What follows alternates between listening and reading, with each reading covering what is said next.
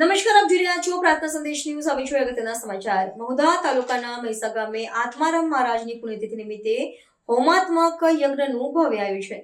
મહુધા તાલુકાના મહીસા ગામ ખાતે આવેલ શ્રી આત્મારામ મઢીમાં શ્રી આત્મારામ મહારાજની પુણ્યતિથિ નિમિત્તે પરંપરાગત હોમાત્મક યજ્ઞનું ભવ્ય આયોજન કરવામાં આવ્યું હતું. આ ધાર્મિક અનુષ્ઠાનનું માર્ગદર્શન આચાર્ય શ્રી શ્રીધર મહારાજ શ્રી તથા નિરંજનદાસ મહારાજ શ્રી દ્વારા આપવામાં આવ્યું હતું. યજ્ઞવિધિ દરમિયાન વૈદિક મંત્રોચ્ચાર અને અગ્નિહોત્રના પવિત્ર સમારંભથી સમગ્ર પરિસરમાં આધ્યાત્મિક વાતાવરણ સર્જાયું હતું. પ્રકૃતિના ખોળામાં સ્થિત આત્મારામ મઢી મહીસા ગામનું અનોખું આધ્યાત્મિક કેન્દ્ર છે. મઢીના પ્રવેશદ્વારથી જ ભક્તોને શાંતિ અને આધ્યાત્મિક અનુભૂતિ થતી જોવા મળે છે. મઢી સંકુલમાં સંતરામ મંદિર તથા મહાદેવ મંદિર પણ બિરાજમાન છે, જે દર્શનાર્થીઓને વિશેષ આકર્ષે છે. દર વર્ષે માગશર વદ 14ના દિવસે શ્રી આત્મારામ મહારાજની પુણ્યતિથિ ઉજવવામાં આવે છે. આ દિવસે તથા અન્ય દિવસોમાં ભંડારાનું પણ આયોજન કરવામાં આવે છે, જેમાં આસપાસના ગામોના મોટી સંખ્યામાં ભક્તો ભાગ લે છે. ભક્તોએ શ્રી આત્મારામ મહારાજની સમાધિ, મહાદેવજી અને સંતરામ મંદિરના દર્શન કરીને આત્મિક શાંતિ અને ધન્યતાનો અનુભવ કર્યો હતો.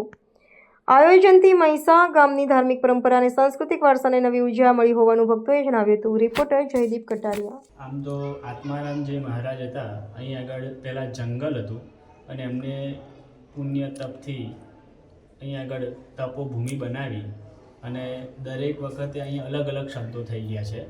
જેમ કે આત્મારામ મહારાજ, નર્મદાગીરજી મહારાજ, નારાયણ સ્વામી મહારાજ, બરાબર છે, પછી સેવાદાસજી મહારાજ, પછી એ પ્રમાણે બધાને સંતરામ મંદિરનું પણ કનેક્શન છે. એ સાકરવર્ષાનો પણ અહીં આગળ ઉલ્લેખ દર વખતે બીજના દિવસે કરીએ છીએ. અને આજે જે 14 છે માગશર વદ 14, એની અંદર વદ 14ના દિવસે અહીં આગળ આત્મારામજી નિમિત્તે અહીં આગળ અભિષેકાત્મક લઘુરુદ્ર અને યજ્ઞનો પણ અહીં આગળ આજે સરસ આયોજન રાખેલું છે નિરંજન બાપજી દ્વારા.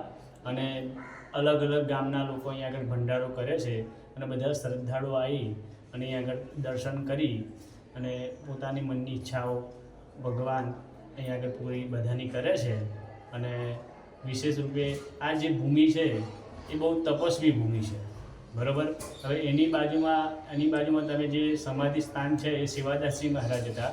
એટલે સેવાદાસજી મહારાજે પણ સારા યજ્ઞો અહીં આગળ કરાયા હતા.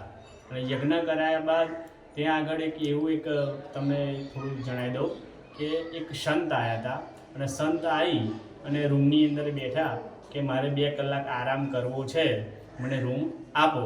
તો 2 કલાક માટે આરામ માટે એમને રૂમ આપી. એટલે ત્યાં આગળ રૂમ બંધ કરી પછી 2 ના 4 કલાક થયા, 5 કલાક થયા, સાંજ પડી. એટલે સેવાદાસજી મહારાજે કીધું કે નિરંજન, તમે જુઓ તો ખરા પેલા સંતને ઉઠાડો. એટલે અંદરથી દરવાજો જ્યારે ખોલે છે, સંત અંદરથી ગાયબ થઈ જાય છે. અને એની અંદર તુમડી છે, પછી વાઘનું આસન છે, પિતાંબર છે, કમંડળ છે, એ બધું ત્યાં આગળ આપ્યું. અને ભગવાનને ખબર, સેવાદાસજી અંદરથી થયું કે આ ભગવાન મહાદેવ આવ્યા છે. અને એમને પેલા અમરનાથ ગયા હતા, કે અમરનાથ એમનાથી ચઢાયું નહોતું. એટલે એમને પ્રેરણા થઈ કે આ 100% મારા અમરનાથવાળા ભોળાનાથ આવે અને મને આ દર્શન રૂપિયા આપી ગયા. એ અહીં આગળ આપેલું છે. અને આ બહુ સરસ જગ્યા છે. અને એક દિવસ તમે પણ આવો અને બધા લાભ લો અને સરસ તમારા બધા મનની મનોરથ પૂરા અહીં આગળ થાય છે. અને દરેક જે શ્રદ્ધાથી જે પણ વ્યક્તિ આવે છે દરેકનું ભગવાન કામ પૂરું કરે છે. અને ગુરુ પરંપરા મુજબ આ આશ્રમ ચાલી રહ્યો છે. અને સેવાદાસજીની વદ બીજ આવે છે જેઠ મહિનાની, ત્યારે પણ સાકરવર્ષાનો ઉપયોગ થાય, સાકરવર્ષાનો ભંડારો થાય, સાકરવર્ષા થાય.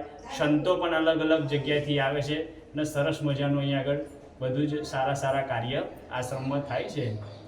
અને બધાના મનોરથ પૂરા કરે એવી બધા ભૂદેવના સારા યજ્ઞ પણ અહીં આગળ સારા થાય છે, બરાબર.